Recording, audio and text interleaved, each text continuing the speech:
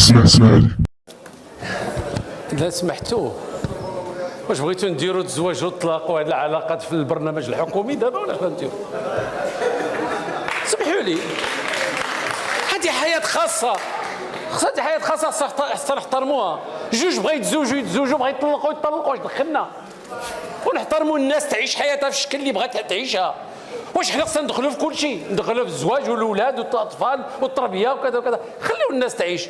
هذوك الارقام اللي كتجيب لي كثيره، وسير شوف تونس، سير شوف مصر وقارن ودير المقارنات وتشوف واش حنايا كثار ولا ماشي كثار. بالنسبه علاش 97% ديال الطلاق ديال الشقاق؟ لانه المراه كتاخذ المبادره تمشي تطلق، تعطينا هذا الحق. واحد الوقت ما كان عندها هذا الحق، واحد الوقت ما كانش عندها هذا الحق. داكشي على 97%. بالنسبه للمبالغ والمستحقات، هذا الموضوع السيد الرئيس خدا، السيد النائب خدا وقت كبير في مدونه الاسره، في اللجنه ديال مدونه الاسره. في تغييرات غادي تجيكم اثناء مدونه الاسره، وفي تحولات كبيره.